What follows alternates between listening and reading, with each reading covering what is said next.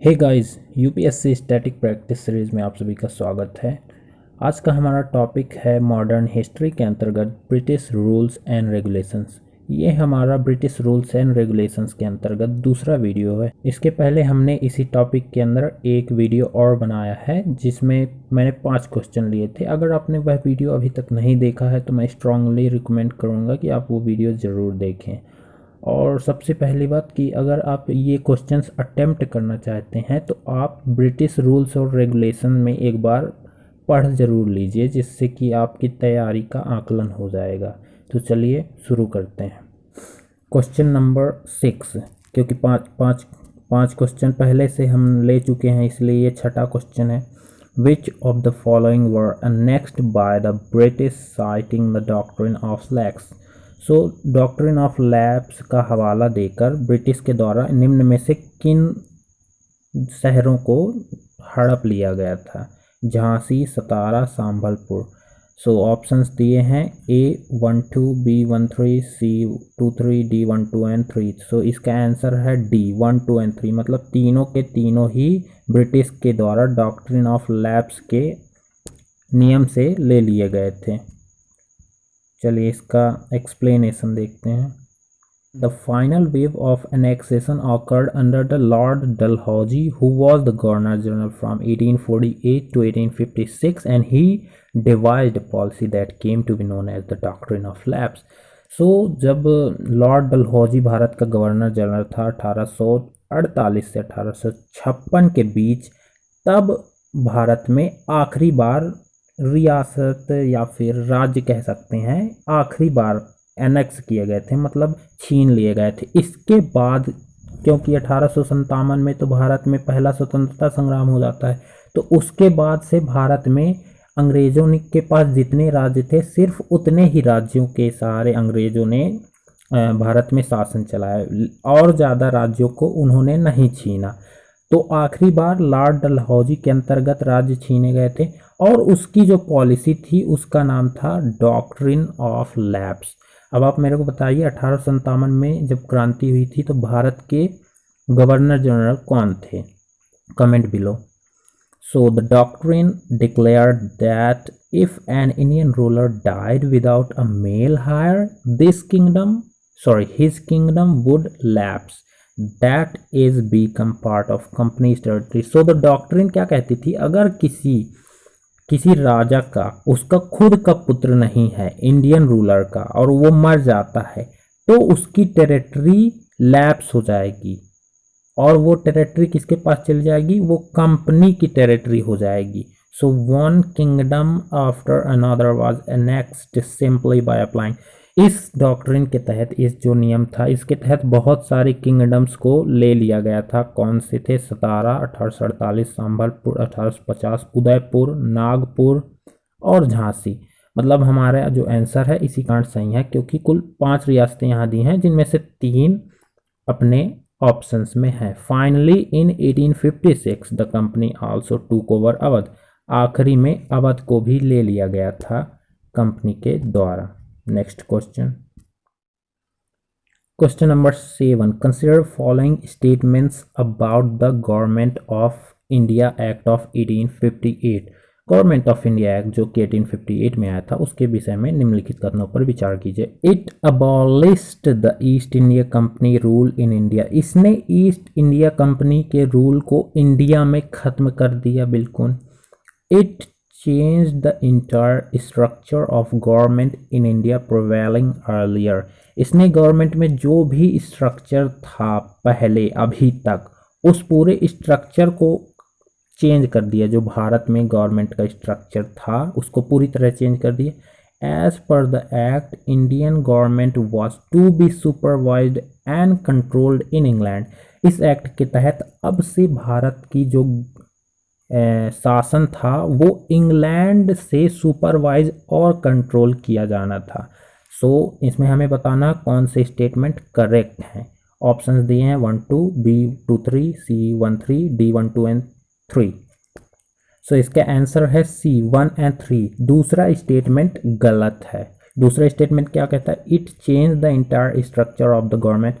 दूसरा स्टेटमेंट कहता है कि इस एक्ट ने गवर्नमेंट के पूरे स्ट्रक्चर को ही, भारत में जो शासन चल रहा था कंपनी का, उसके पूरे स्ट्रक्चर को ही चेंज कर दिया। तो ये गलत है, ऐसा नहीं हुआ था। चलिए एक्सप्लेनेशन देखते हैं।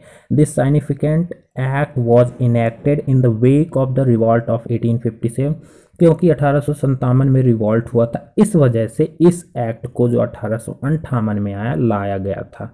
The act known as the act of good government of India, इस एक्ट को act of good government of India के नाम से जाना जाता है। Abolished the East India company, इसने ईस्ट इंडिया कंपनी के रूल को ख़त्म कर दिया। And transfer the power of the government and territories and revenue, और सारी पावर्स को ब्रिटिश क्राउन के हाथों में दे दिया, मतलब ब्रिटिश में जो भी राजा थे। Now the features of the act, it provided that India henceforth was to be governed by and in the name of Her Majesty, इसने बताया कि भारत अब से हर माजेस्टी मतलब कि जो वहाँ की रानी थी उनके नाम से भारत का शासन चलाया जाएगा। And it change the designation of the governor general to that of the viceroy, इसने गवर्नर जनरल का नाम बदल के वायसराय रख दिया। अब से गवर्नर जनरल को वायसराय के नाम से जाना जाएगा।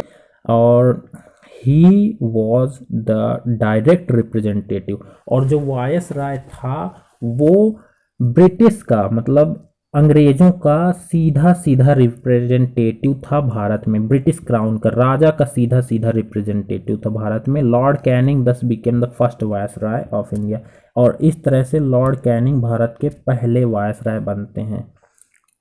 He ended the system of double government by abolishing the board of control and court of directors.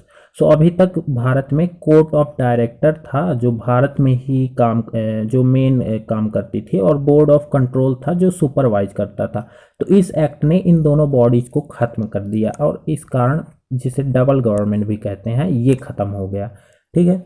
It created a new office, secretary of state for India, और इसकी जगह में इसने भारत में एक नया ऑफिस बनाया जिसे कहते हैं secretary of state for India, and vested with complete authority and the control over administration.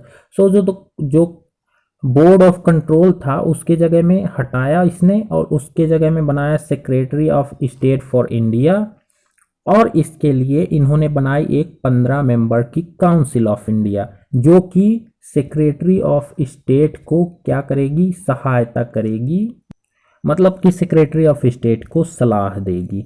So the secretary of state was the member of British cabinet, जो सेक्रेटरी ऑफ स्टेट था वो ब्रिटिश कैबिनेट का member था, and was responsible ultimately तो British parliament, और वो British parliament को responsible था। Okay. It established a 15-member council to assist the Secretary of State. The council was an advisory. So council एक advisory body थी, ये याद रखने योग्य है। ये केवल सलाह दे सकती थी, इस पर वो नहीं था कि आपको हमारी बात माननी ही होगी। The secretary of state was made the chairman of the council. So the secretary of the state थे वो इस काउंसिल के, जो 15 मेंबर की काउंसिल थे, इसके चेयरमैन थे। It constituted the secretary of state in council as a body corporate capable of suing in and being. So इसने एक secretary of state in council नाम की एक बॉडी बनाई जो कि भारत में मुकदमे दायर कर सकती थी, और जिसके खिलाफ भी भारत में मुकदमा चलाया जा सकता, भारत और इंग्लैंड दोनों में। The act was however largely confined to the improvement of the administrative machinery by which the Indian government was to be supervised and controlled in the England. It did not ऑलर in any substantial way the system of the government. So the act ये कहता है कि इस act ने भारत में केवल administration को चेंज किया, एडमिनिस्ट्रेटिव मशीनरी थी, और इसने गवर्नमेंट के स्ट्रक्चर को चेंज नहीं किया। इसलिए हमारा दूसरा कथन गलत हो जाता है। दूसरा कथन जो कि कहता है इसने भारत में पूरी तरह से गवर्नमेंट को चेंज कर दिया, ऐसा बिल्कुल नहीं हुआ था। इसने केवल एडमिनिस्ट्रेशन को चेंज किया, जिसकी वजह से भारत को काफ़ी नुकसान हो रहा था। नेक्स्ट क्वेश्चन की बात करते हैं। So question number 8, which of the act passed by the British Parliament introduced an open competition system of selection and recruitment of the civil servants in India before independence and separate legislative being for the Governor General? So ये act कहता है कि मतलब question कहता है कि कौन सा एक्ट ऐसा था जिसने भारत में सिविल सर्विसेज को ओपन कर दिया, जिसके तहत भारतीय भी सिविल सर्विस में जा सकते थे, और इसके साथ ही साथ separate legislative wing governor general के लिए बनाई गई। सो ऑप्शंस हैं A charter act of 1853, B Indian council act of 1861, C Indian council act of 1892, D charter act of 1833। So इसका आंसर है A charter act of 1853। Let's see the explanation. So, features of the Charter Act of 1853. It separated for the first time the legislative and the executive function of the Governor General Council.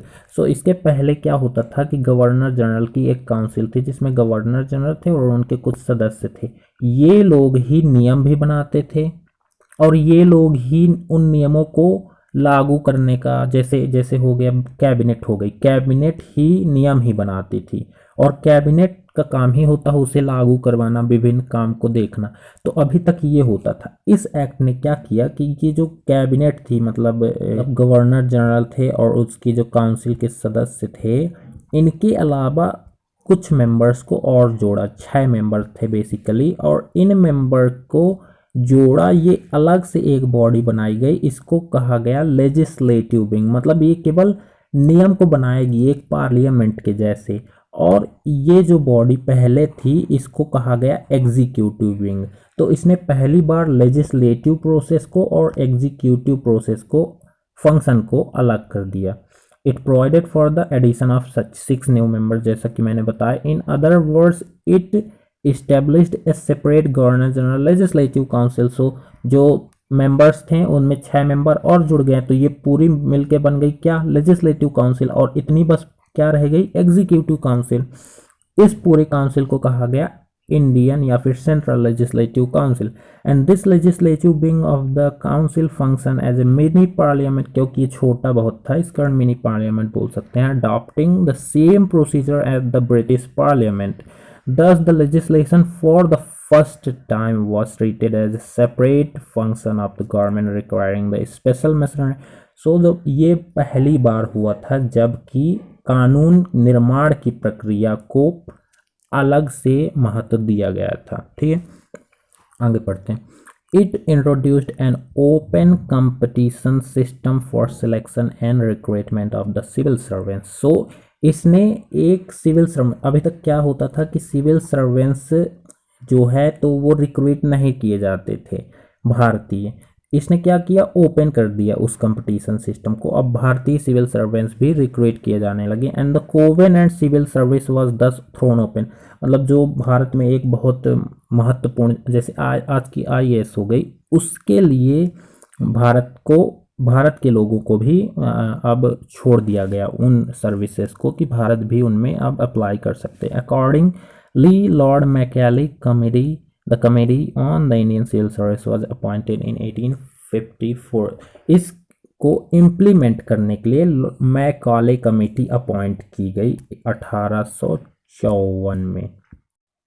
Before this the charter act of 1833 attempted to introduce a system of open competition for selection of the civil servants and stated that the Indians should not be debarred from holding any office and employment under the company। However, this provision was, इसके पहले 1833 में जो charter आया था उसमें भी ऐसा प्रावधान किया गया था कि सिविल सर्विसेज भारतीयों के लिए भी खोल दी जाए, लेकिन उस समय जो कोर्ट ऑफ डायरेक्टर था उसने इसका बहुत विरोध किया, इस वजह से ये इम्प्लीमेंट नहीं हो पाया था। आगे बढ़ते हैं। It extended the company's rule and allowed it to retain the position of Indian territories on the trust for the British crown. It did not specify any particular period, unlike the previous charters. This was a clear indication that the company's rule could be terminated at any time by the parliament। Okay, तो इस act ने British में, चूंकि अभी तक भारत में जो भी टेरिटरीज थी वो कौन चला रहा था, वो कंपनी के प्रशासन के अंतर्गत थी। तो इस एक्ट ने कंपनी के प्रशासन को बढ़ाया तो, लेकिन ये नहीं बताया कि कब तक के लिए। मतलब ये सीधा सीधा एक इंडिकेशन था कि अब कभी भी कंपनी का रूल भारत में ख़त्म हो सकता है। और it introduced for the first time local representation in the Indian central legislative council. So जो लेजिस्लेटिव काउंसिल में 6 मेंबर जोड़े गए थे, उसमें से 4 मेंबर्स भारत के मद्रास, बॉम्बे और बंगाल और आगरा के प्रोविंस से लिए गए थे। इस वजह से इसने पहली बार लोकल रिप्रेजेंटेशन को भारत में लेजिस्लेटिव काउंसिल में इंट्रोड्यूस किया। Okay, next question number 9, consider following statement regarding proposal of the Cripps mission. Cripps mission के जो भी प्रपोजल थे उनके संबंध में निम्नलिखित कथनों पर विचार कीजिए। Number 1, an Indian union with the dominion status would be set up. So एक भारतीय संघ की स्थापना की जाएगी जिसका स्टेटस डोमिनियन होगा। पूरी स्वायत्तता नहीं दी जाएगी, केवल डोमिनियन स्टेटस दिया जाएगा। Defence of India would remain in British hand. Bharat का जो रक्षा रहेगी, भारत की रक्षा करने का दायित्व रहेगा, वो ब्रिटिश के हाथ में रहेगा। It allowed the Muslim the right to self determination and creation. इसने मुस्लिमों को ये अधिकार दिया कि वो खुद सोचें कि उनको पाकिस्तान बनाना है कि नहीं बनाना।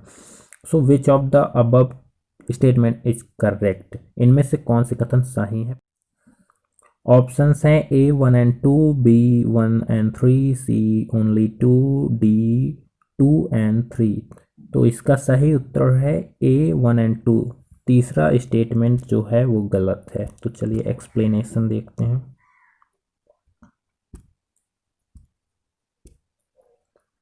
सो the main proposal of the Cripps mission के मेन प्रपोजल निम्नलिखित हैं। So an Indian union with the dominion status would be set up. इसी कारण हमारा पहला कथन सही हो जाता है। भारतीय संघ की स्थापना की जाएगी जिसका स्टेटस डोमिनियन होगा। It would be free to decide its relation with the commonwealth and free to participate in the united nation. So यह जो भारतीय यूनियन बनाया जाएगा, यह अपना रिलेशन कॉमनवेल्थ कंट्रीज के साथ निर्धारित करने के लिए फ्री होगा। मतलब जो भी करना चाहे, जैसा भी निर्धारित करना चाहे कर सकता है। और यूनाइटेड नेशन और अदर इंटरनेशनल बॉडीज होंगी, उनमें भी पार्टिसिपेट करने के लिए ये फ्री होगा भारतीय संघ।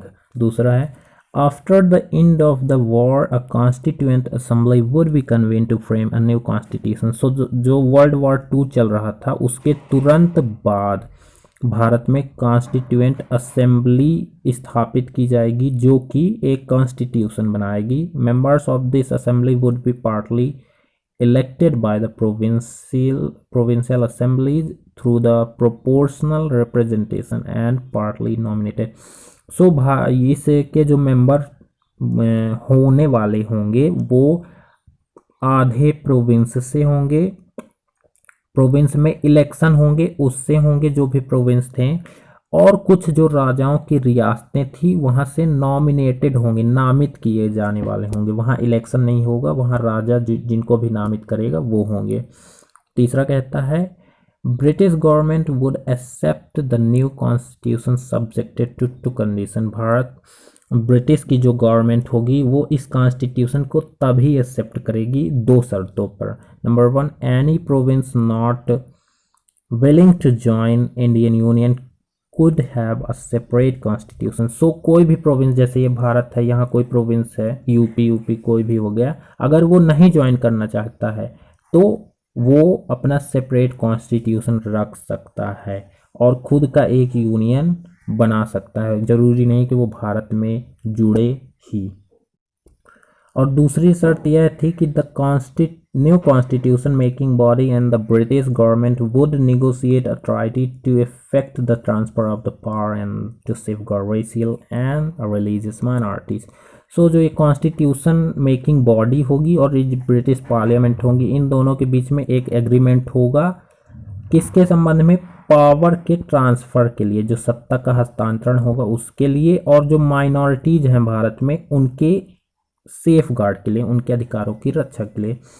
इन द मीन टाइम, इसी बीच, ये बीच का समय जो होगा उस समय डिफेंस भारत का जो है वो ब्रिटिश के हाथ में रहेगा, और गवर्नर जनरल की जितनी भी शक्तियां अभी हैं वो उस समय तक रहेंगी जब तक कि ये सब पूरी प्रक्रिया पूरी नहीं हो जाती। The Congress objected to this, इसका विरोध किया कांग्रेस ने, ऑब्वियसली है।